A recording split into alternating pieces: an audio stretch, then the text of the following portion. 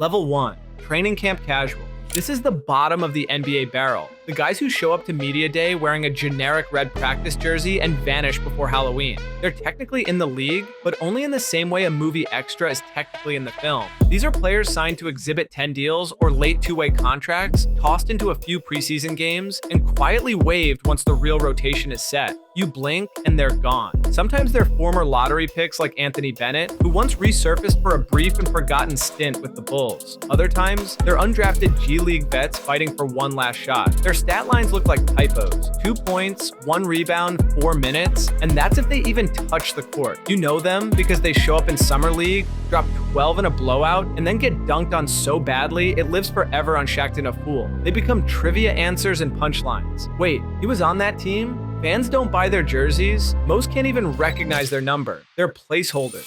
Crash test dummies for defensive sets in practice, and space fillers when your 10th man rolls an ankle. The NBA treadmill spits these players out faster than it brings them in. This level isn't about hope, it's about survival, and most don't. Level 2, the bust benchwarmer.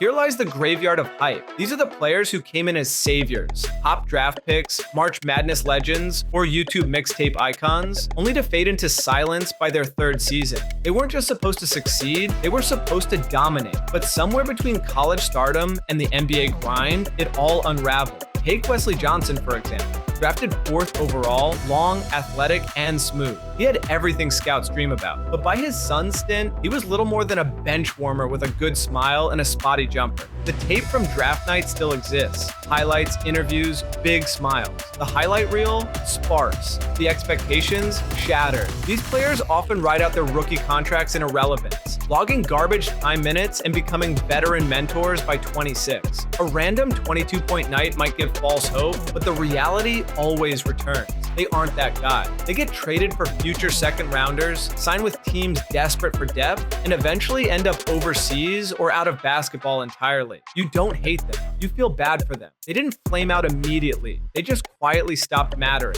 They live in the gap between talent and application, stuck between what could have been and what never was. NBA dreams don't always die with a bang. Sometimes they just fade out at the end of the bench. Level 3, the nomadic role player. This level is all about staying relevant just long enough to never settle down. The nomadic role player has value, but not permanence. He's the classic glue guy.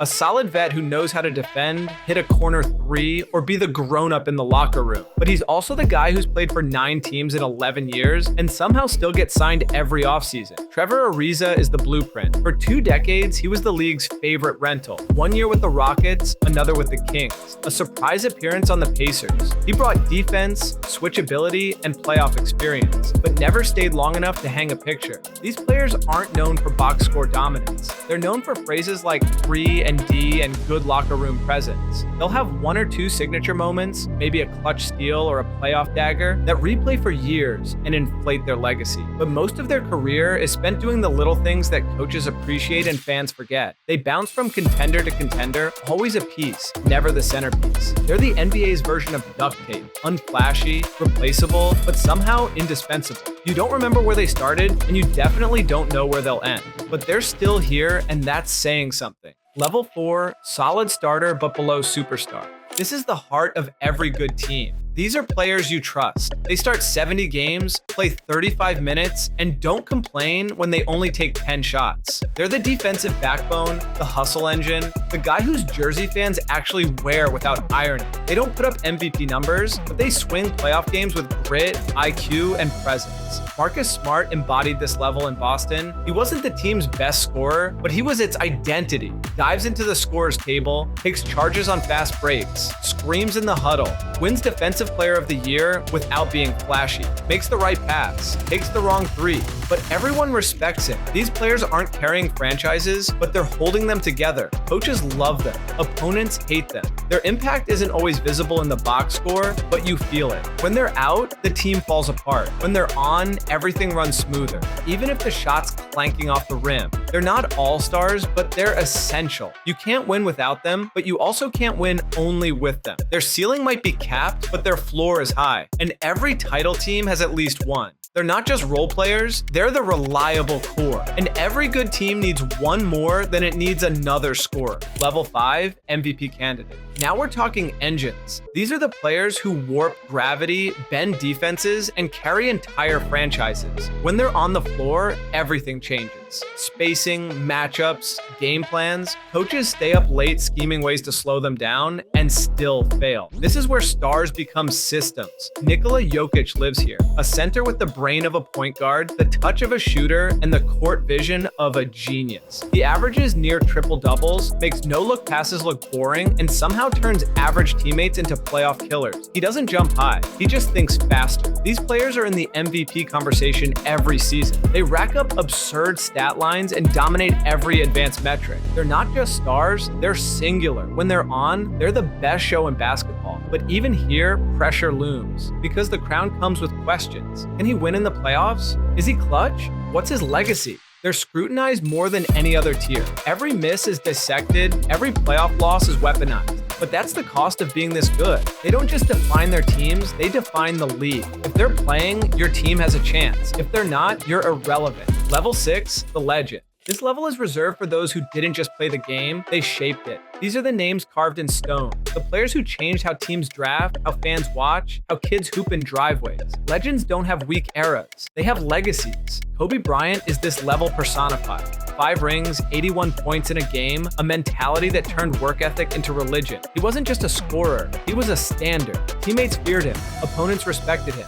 Fans worshipped him. Every game felt like a chapter. Every playoff run felt like a movie. His career had eras. Young Kobe, Pro Kobe, 24 Kobe, and each one was iconic. Legends have the accolades, MVPs, championships, Olympic golds. But more than that, they have aura. When they walked into a gym, the energy shifted. They didn't need introductions. You knew. They aren't perfect. They miss shots, they take heat, but they deliver when it matters. Their legacies don't fade. They crystallize. Every time a young player drops 50, someone says, that's some Kobe stuff. That's what this level means. There might be someone above them in the GOAT debate, but it doesn't matter. Legends don't need to be number 1, they just need to be unforgettable, and they always are. Level 7, the GOAT candidate. This is the mountaintop, the rare air where the conversation stops being about numbers and starts being about mythology. Reserved for the players who didn't just play the game, they became the game. Michael Jordan wasn't just dominant, he was inevitable. From his rookie year highlight reels to his final fadeaway in Washington, every era he touched bent around him. Chicago, 6-time champion, 2 separate three-peats, a perfect 6-0 in the finals, with 6 finals MVPs. He didn't just win, he broke opponents' spirits. The flu game, the shrug against Portland, the push-off on Russell, every moment felt scripted by a higher power. He made global icons out of sneakers, changed the NBA's reach across the planet, and set the standard every superstar still chases. He retired twice, and still came back to rule the sport. He ended dynasties, denied legends like Barkley, Malone, and Ewing their rings, and inspired an entire generation to pick up a ball and stick out their tongue when they drove to the hoop. His competitiveness was volcanic, his clutch moments cinematic. The GOAT debate may never truly end, but it always circles back to Jordan, because when you measure greatness, you measure it against him. This level isn't just excellence, it's the definition of it. When the story of basketball is told, Jordan isn't just in the book, he's the title on the cover. If you like this video, consider subscribing to Basketball for Dummies and watching this next video, which YouTube thinks you are going to love.